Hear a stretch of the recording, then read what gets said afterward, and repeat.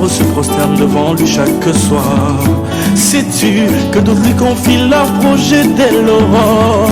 Sais-tu que certains ont abandonné famille et bien pour lui?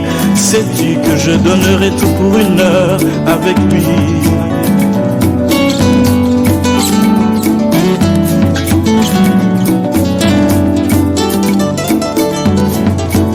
Sais-tu que pour sa cause, certains ont fait don de leur vie? Sais-tu que pour Jésus, le monde entier nous voit autrement?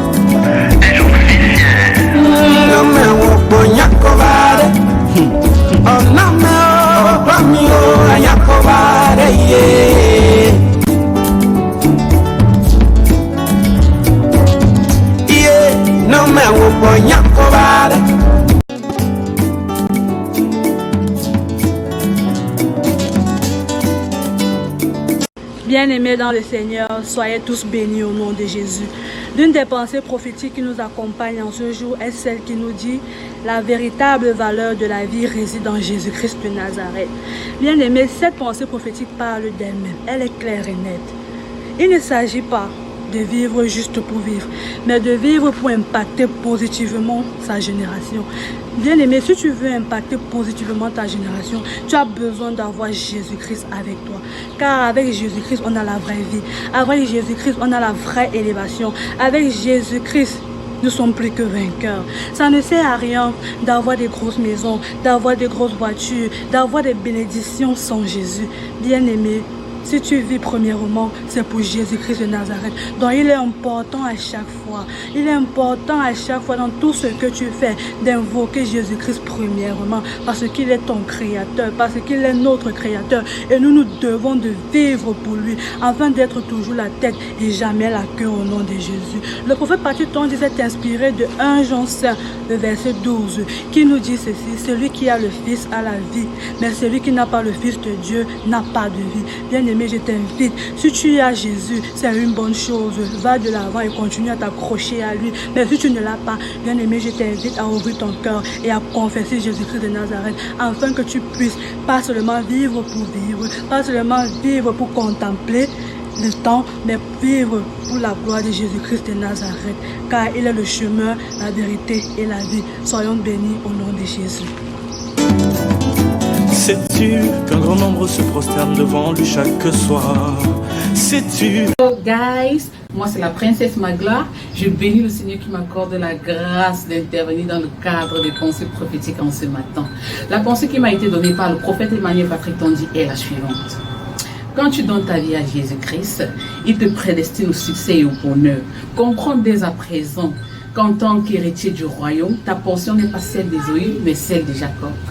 Il y a un test d'appui qui va avec. Et ce test d'appui a été tiré dans Galates 3, les versets 13 à 14. Je vais lire pour nous au nom de Jésus. Est-ce que quelqu'un est béni? Parce que moi, je le suis. Alors, Christ nous a rachetés de la malédiction de la loi, étant devenu malédiction pour nous. Car il est écrit, maudit est quiconque est pendu au bois, afin que la bénédiction d'Abraham eût pour les païens son accomplissement en Jésus-Christ. Et que nous ressuscions par la foi l'esprit qui avait été promis. Amen. Amen. Ceci dit, quand tu deviens enfant de Dieu, quand tu donnes ta vie à Jésus-Christ, le Seigneur porte tes malédictions afin que tu deviennes bénédiction. Donc, c'est sans négociation. Ça va de pair, c'est automatique. Quand tu deviens enfant de Dieu, tu es béni. Tu es béni. Tu réussis dans tout ce que tu entreprends. N'aie pas peur de donner ta vie à Jésus. Ne raisonne pas. Parce que Christ est la meilleure part. Il est la meilleure portion. Il est le meilleur choix que nous puissions faire. Nous voyons dans le cas d'Ésaü qui avait vendu son droit de naissance. Mais par contre, Jacob avait été nommé roi d'Égypte parce qu'il avait cru, parce qu'il avait dit, Seigneur Jésus, je veux te servir, je t'appartiens. Alors en ce matin, j'invite quelqu'un qui réfléchit encore, quelqu'un qui est encore en arrière, de donner sa vie à Jésus-Christ. Il est tellement bon, il est réel, il est vrai. Je parle de ce que j'ai expérimenté au travers de son serviteur, le prophète Patrick Tondi. Quand j'ai donné ma vie à Jésus-Christ de Nazareth, tout a changé pour moi. Le Seigneur a porté mes malédictions afin que je devienne bénédiction. Et c'est ce qu'il veut faire pour toi en ce matin. Donne ta vie à Jésus et tu ne seras pas déçu. Soyons bénis au nom de Jésus. Que d'autres lui confient leurs projets dès l'aurore. Sais-tu que certains ont abandonné famille et bien pour lui? Bonjour, hello. Bonjour les enfants du prophète Patrick Emmanuel Tondi. Je me prénomme évangéliste Joël, évangéliste de la gloire de la dernière maison, antenne de Douala. En ce matin, la pensée prophétique dont je suis chargée de vous entretenir ce matin est la suivante. Le cœur est l'organe central des valeurs spirituelles. Je me répète, le cœur est l'organe central des valeurs spirituelles. Et pour nous accompagner dans cette pensée ce matin, nous allons lire notre Bible dans Matthieu 15, le verset 7 à 8. Matthieu 15, le verset 7 à 8. Je lis au nom de Jésus. Permettez-moi. Il est écrit, hypocrite, Isaïe a bien prophétisé sur vous quand il a dit, ce peuple m'honore des lèvres, mais son cœur est éloigné de moi. Alléluia. Ici, c'est Jésus-Christ de Nazareth qui parle dans Matthieu 15, le verset 7 à 8. Il dit hypocrite. Alléluia. L'être humain, l'humain a tendance à être très hypocrite. Ça veut dire quoi hypocrite? On a souvent l'impression que non, on pose des actes par gentillesse, on pose des actes sans intérêt. Pourtant, ce n'est pas le cas. La plupart du temps, bon nombre d'entre nous, quand on fait un geste, c'est pour que le peuple nous honore, c'est pour que l'être humain nous glorifie. Ah, il est bon, il est gentil. Pourtant, ce geste ne vient pas du cœur. On le fait juste pour le matu vu. Une action qu'on pose, c'est juste pour le matu vu. Pour que, dans notre temps d'aujourd'hui, pour que les réseaux sociaux en parlent, quand Instagram, Twitter, Facebook, WhatsApp et autres en parlent, on est content, on a 5000 likes, on se dit, waouh, je suis fort, je suis cela. On fait des bons actes juste pour la célébrité, juste pour le matu vu. Pourtant, le cœur n'y est pas. Ça ne vient pas du cœur. Le cœur n'est pas content de faire ce genre d'acte-là, mais on le fait parce qu'il faut se faire voir. Et Dieu n'est pas content. Dieu n'agrée pas à ce genre d'action. Il n'est pas content. Il nous appelle hypocrites ce matin. Mon frère, ma soeur, pour sortir de cette case-là, qu'est-ce qu'il faut faire? Il faut protéger ton cœur de l'hypocrisie. Protège ton cœur de l'hypocrisie. Pour se rapprocher de Dieu, sois vrai avec toi-même. Parce que nous oublions très souvent que Dieu lit beaucoup notre cœur. Ce n'est pas ce qu'on fait comme ça devant les êtres humains, devant les hommes. Ce n'est pas ce qu'on fait à gauche ou à droite ou sur Facebook ou sur Twitter que Dieu voit, il est content. Non, non, non, non, non. Si Dieu n'a pas liké ton action, si Dieu n'a pas liké, s'il ne te follow pas, ma soeur, mon frère, tu es dans l'erreur. Tu es dans l'erreur. Redresse-toi vite. Médite la Bible de Dieu. Lis beaucoup. Médite beaucoup cette parole et de là tu comprendras ce que Dieu attend de toi. Tu protégeras ton cœur. Parce que si ton cœur mène une action, aussi petite qu'elle soit-elle, même si c'est le sel que tu donnes à ta voisine, et si tu le fais avec ton cœur, avec joie, Dieu est content. Famille est bien pour lui, sais-tu que je donnerai tout pour une heure avec lui. Gloire à Jésus-Christ de Nazareth. Je bénis le Seigneur Jésus-Christ pour la grâce qu'il m'accorde au travers de son nom, le prophète Emmanuel Patrick Tondi, de parler de la pensée prophétique en ce matin. Je ne suis pas ce que je suis. Si ce que je suis devant les hommes, je ne le suis pas.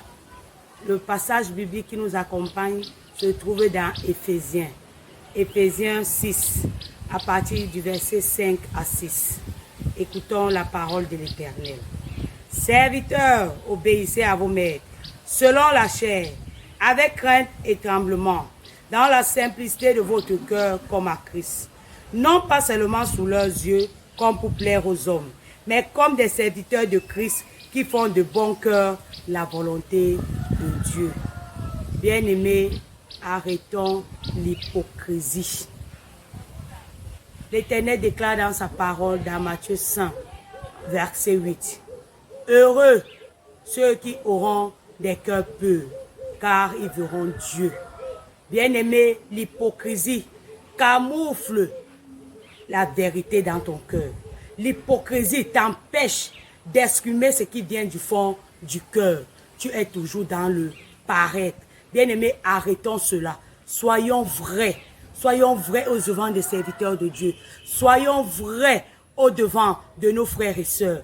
Car nous ne pouvons pas dissocier un véritable serviteur de Dieu lui-même, qui sonde les cœurs. Ce cœur qui est tout le temps en train de dire de bouche ce que tu ne penses pas de cœur.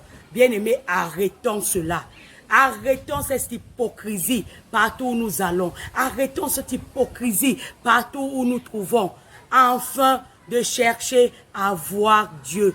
au travers d'un cœur pur. Laissons l'hypocrisie. Arrêtons de dire je suis, et derrière tu es une autre personne. Au devant tu es quelqu'un aujourd'hui, demain tu es une autre personne. Arrêtons cela plus que jamais en ce moment. Je bénis le Seigneur. Amen au nom de Jésus.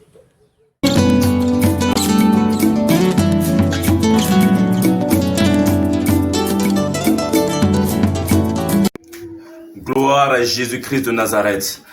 En ce jour, nous allons parler d'une pensée prophétique qui est intitulée « Rester au sommet longtemps réside dans ta capacité à prendre appui sur la quête permanente de l'humilité qui vient de Jésus-Christ. » On parle de l'humilité qui vient de Jésus-Christ de Nazareth, c'est-à-dire l'humilité dans sa dimension profonde. Comment enseigner mon Père? L'humilité dans sa dimension profonde, c'est une humilité qui s'appuie sur le cœur au nom de Jésus. Et quand nous lisons Proverbe chapitre 18 verset 12, le Seigneur déclare ceci: avant la ruine, le cœur de l'homme s'élève, mais l'humilité précède la gloire.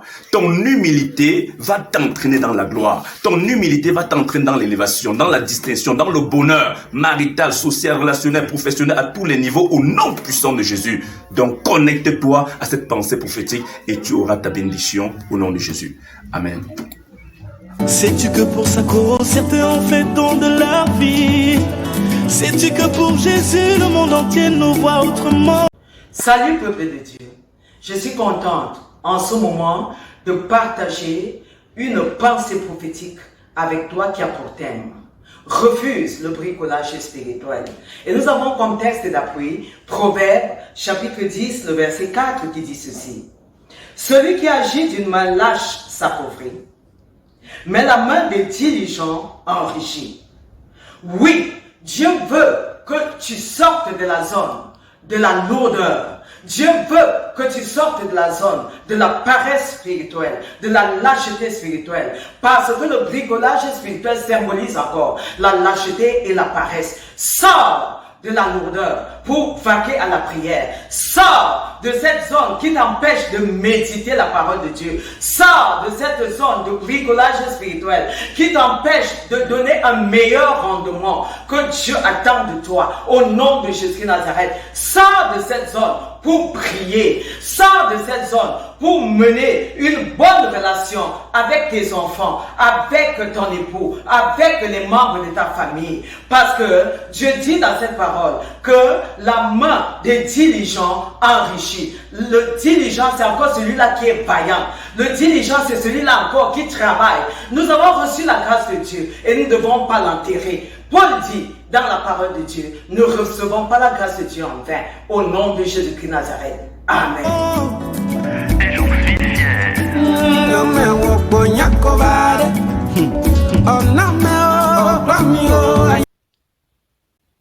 Gloire à Jésus-Christ de Nazareth.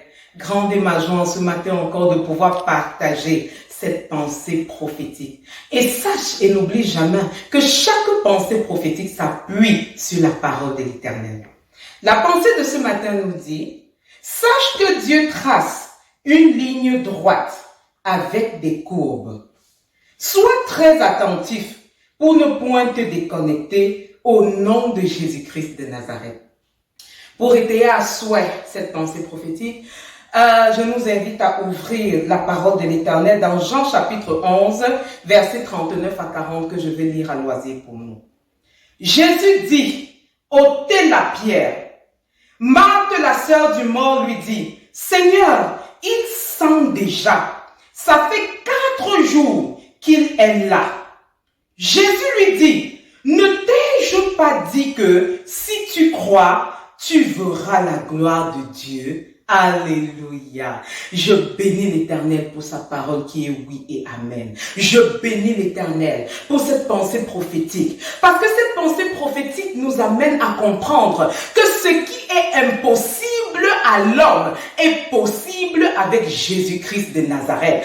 Qu'est-ce qui est courbé? Qu'est-ce qui ne va pas dans ta vie? Où que tu sois, sache que l'Éternel des armées peut faire de cette courbe quelque chose de droit. C'est le Dieu qui arrange tout. C'est le Dieu qui répare tout. Lazare était mort, ça faisait 4 jours. Scientifiquement et humainement, ce n'était plus possible qu'il revienne reviennent à la vie.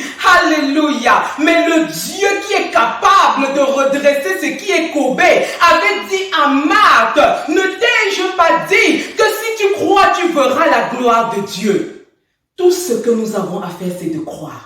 De croire que ce qui est impossible à l'homme est possible à notre Dieu. Il est temps que tu sortes du registre de Dieu et que tu comprennes que ton Dieu peut. Il peut encore le faire aujourd'hui. Il peut encore changer cette situation qui sent déjà, cette situation qui est pourrie, cette situation qui te met dans le désespoir, en une situation d'espoir et de joie. Ne te déconnecte pas. Connecte-toi à la foi, connecte-toi à la pensée de l'Éternel et que cette parole soit ta portion au nom de Jésus-Christ. Amen. Que toute pensée contraire à celle de Dieu dans ta vie tombe au nom de Jésus-Christ de Nazareth. La vérité prophétique ne se débat pas, mais elle s'impose.